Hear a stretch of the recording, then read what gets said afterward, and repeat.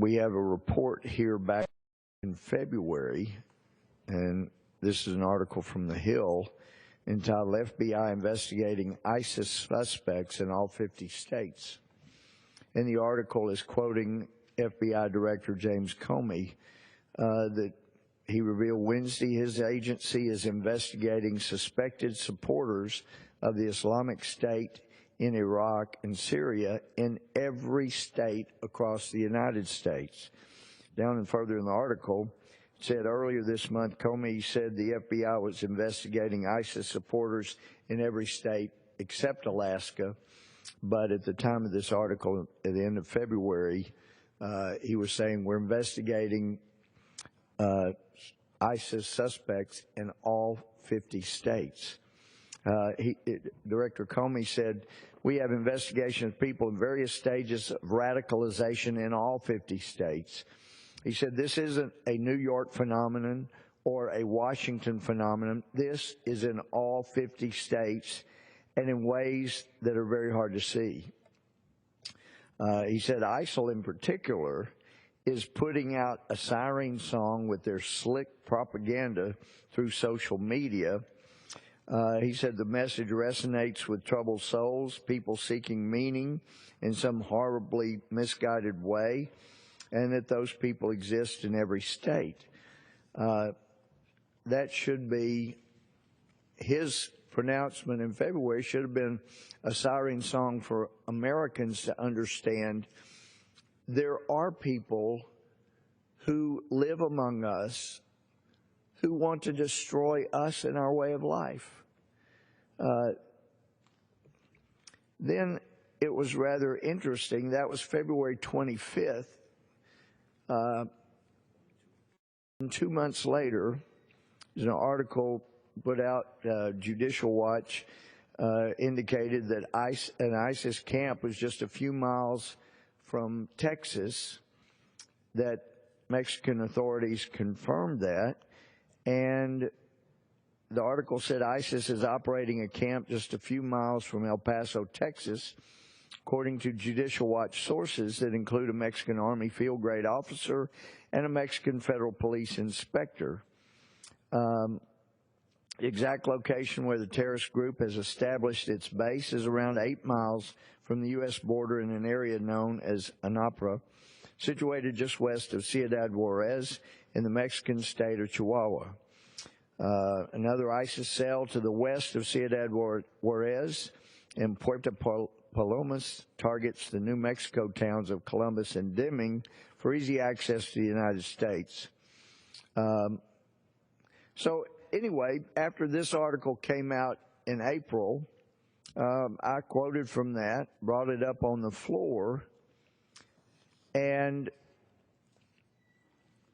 let's see, then this article was 2 days later from Fox News that the Islamic State fighters are operating training bases near the U.S. southern border and are being aided by violent drug cartels to smuggle terrorists into states like Texas, a report published Tuesday by a watchdog group claims.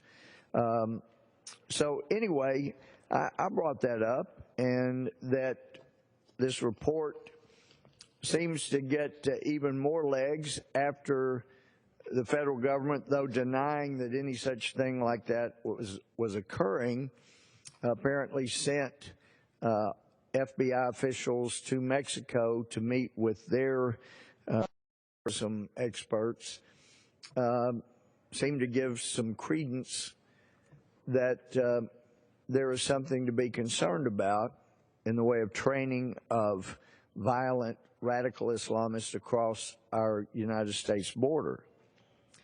So the irony here is pretty profound. People all across the United States of America just accepted when the FBI director says, you know, there are ISIS suspects in every state in the union. People said, wow, that's amazing. Man, they're here. I saw a headline of a survey just moments ago on Fox News saying 6 out of 10 Americans believe that there may be terrorists or there are terrorists in their community. So how ironic that even the far left that turns a blind eye to radical Islam could be so accepting that, yes, there are radical Islamist terrorists in every state in the Union. And when Judicial Watch and Louie Gohmert quotes from their material, quotes other things going on, point out that there's a report that there's an ISIS camp across our border, the left went nuts, saying how crazy Judicial Watch was, how crazy I am for even mentioning this. There couldn't possibly be an ISIS camp in Mexico. Mr. Speaker, I hope you see the irony here. They're saying, yeah, we believe there are radical Islamist terrorists in every state in the United States, but there couldn't possibly be ISIS across the border where the drug cartels are. And I haven't gotten a good explanation. Do they have so much faith and trust in the drug cartels' integrity that they would never associate with radical Islamists? Is that what they're saying by their cynicism about ISIS being in Mexico? Because it's a bit intriguing. But then again, some on the far left are educated way beyond their means, their mental capacity at least, and so they have information, they just can't process it effectively, because anyone who can readily accept when an FBI director says there's ISIS in every state in the Union, and we're investigating in every state in the Union radical Islamists, he doesn't use those terms because this administration doesn't want to offend any radical Islamists that want to kill us. So we don't use that term if you're in this administration. But I use them because they're accurate. They're radical Islamists. So anyway, just a great irony here. And then this article this week about a Minnesota man, this is an AP story, Minnesota man accused of trying to join Islamic State, ordered held. Excuse me, there may be other options. And that's because U.S. District Judge Michael Davis, who wears a dark robe to match his intellect, he is the same guy that previously, this is also a May 20 article by Patrick Poole, this is the same judge, Michael J. Davis, Chief Judge of the District of Minnesota.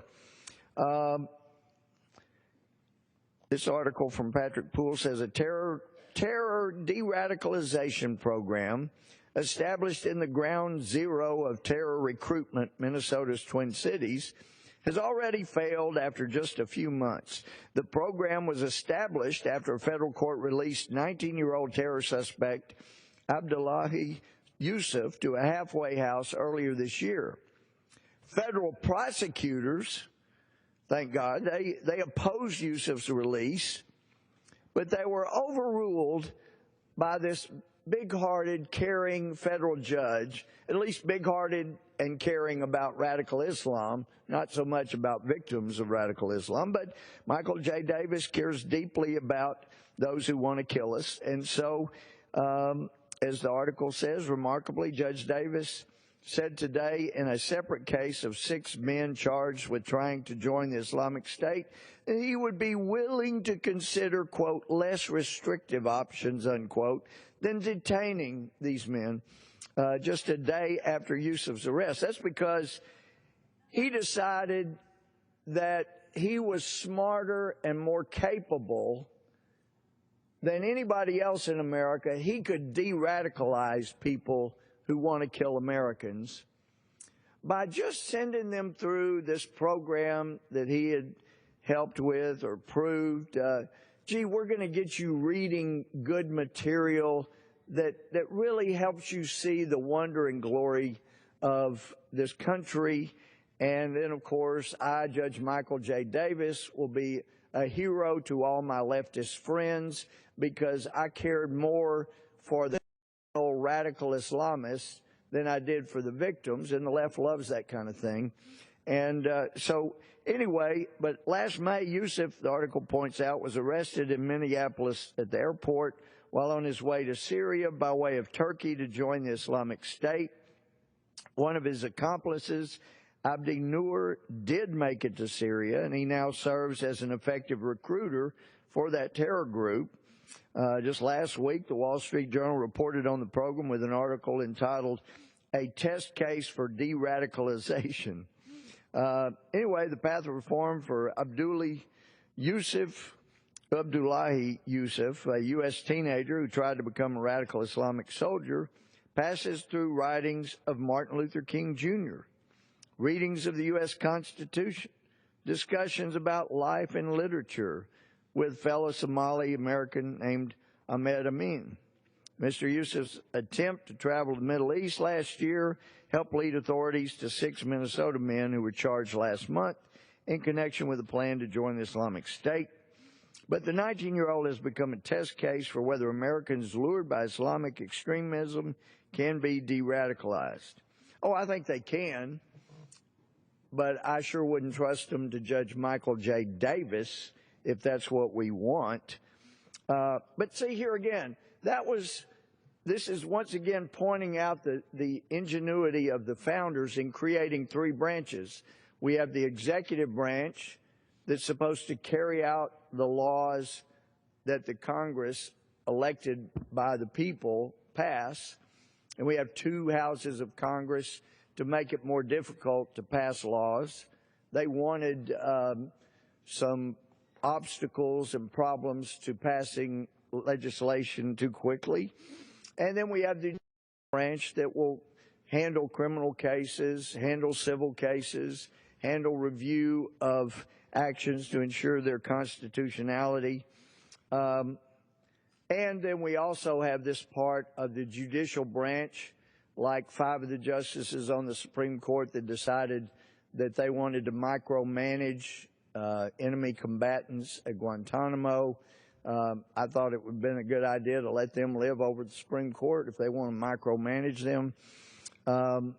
But then also this judge like Michael J. Davis in Minnesota, who decides, actually, he's not just judiciary, he's clairvoyant, he is a rehabilitative agent, he is everything to everybody. Just the kind of judge you want, God in a robe. So anyway, he put Mr. Yusuf through these reading materials, and I wonder, though, if he was a bit surprised when Yusuf was arrested because he is not following the program and he is not reformed. But even that does not prevent God in a robe from saying, you know what, but these new terrorists that you've arrested, they're just a little misguided. I hate to have them in jail, because if they're in jail, then the American people will be protected, but they won't be able to come to see how wonderful people like I am. So I want them to develop warm and loving, fuzzy feelings for people on the left like me. And so I want to find some way to keep him in jail. So anyway, there's another article about that, but it's just amazing to me when people exceed the bounds of their job in government because they think they're wiser than the founders. They think they're wiser than anyone that's gone on before. We hear people in recent days on the issue of marriage talking in terms of how much smarter and how much more we know today than the ignoramuses of the past. And the ignorance that displays is pretty astounding. Solomon for those who believe the Bible, indicate Solomon considered to be, until he got sidetracked by having too many wives and concubines, the wisest man in the world. And Solomon credited for writing some of the things in the Old Testament as we call it. But in what we call Ecclesiastes, he points out there is nothing new under the sun. You think socialism, communism is a new idea? It's not new. It's been around forever. And every time it's been tried, it leads to totalitarianism. It leads to the loss of freedom, and then it fails. Because, as Margaret Thatcher once said, eventually you find out, you run out of other people's money to spend. It doesn't work. It won't work. Now, different from socialized medicine, like Obamacare is taking us toward, government control. I have friends on Republican side of the aisle that say, Louie, we don't have to worry. Obamacare is going to fall of its own weight. The trouble is, government health care, socialized medicine, it never falls of its own weight. Socialism does. It can't survive because when you're paying people to not work the same amount you're paying people to work, eventually you destroy the society.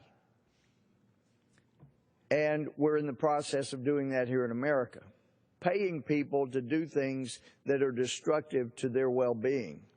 We ought to be incentivizing good conduct, not rewarding conduct destructive to the individual and to the nation. But we continue down this path that has not been working for 50 years. So hopefully people are going to eventually get the message.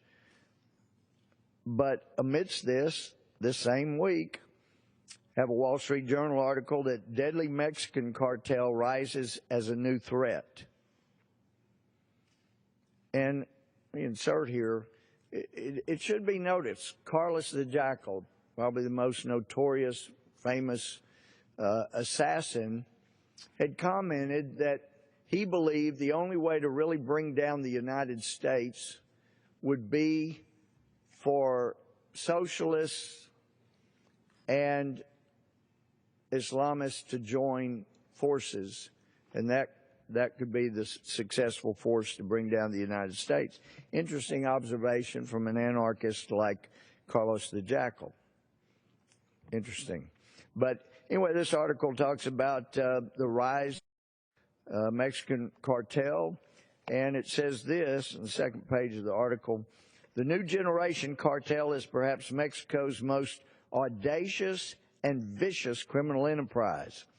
After the government captured or killed most leaders of the Zetas gang based in northeastern Mexico, say officials and security analysts.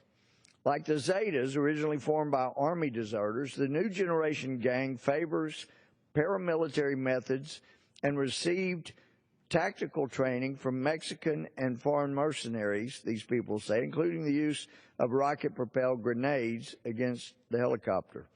So, let's see, this columnist says the helicopter incident was a declaration of war. Coming months are going to be very hard in Jalisco.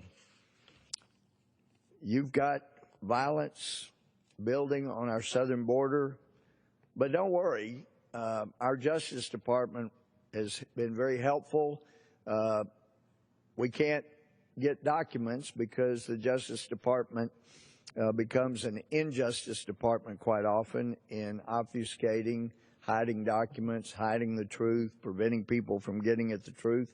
Won't provide the documents to me that they provided to convicted terrorism supporters in the Holy Land Foundation trial. Oh, they sent me a couple of websites I could visit. Very nice, gracious of them. But basically covering up their tracks, being the most muddy, not transparent Justice Department in my lifetime.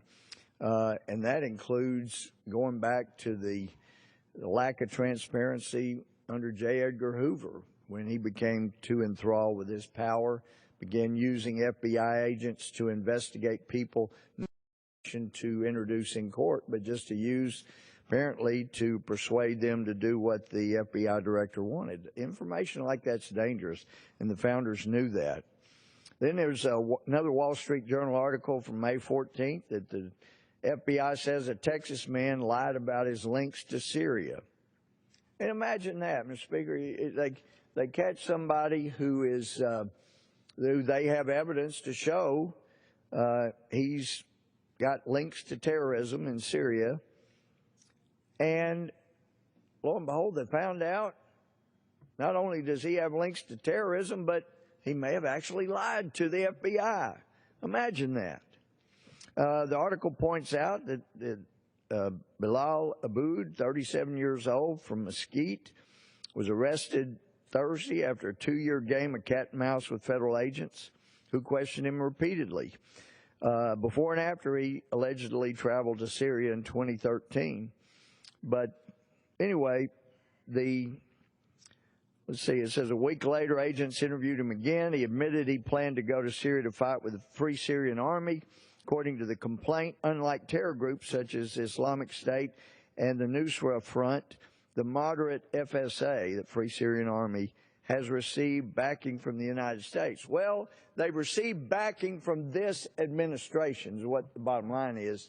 Not from all of us here, because some of us have been saying that this administration is providing weapons to the Islamic State.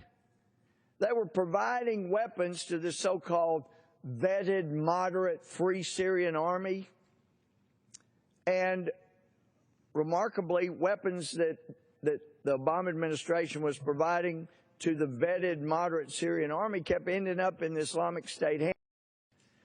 And they were, oh, gee, you know, they raided, they took this stuff, they took the weapons, send us more. Well, the Obama administration wised up for about 4 months. They suspended weapons shipment to the vetted, moderate Free Syrian Army. But then, not to worry, they eventually started back sending weapons to the vetted, moderate Free Syrian Army, even after their leaders were saying, yeah, we may disagree with the Islamic State on the leader, Assad, the leader in Syria, but we are brothers, and we do line up on most issues. So it is important to note terrorism is alive and well in the world, and this administration has done very little to stop it, has turned a blind eye to it, and we have got to do all we can to help them wake up and smell the gunpowder coming from radical Islamists. With that, I yield back.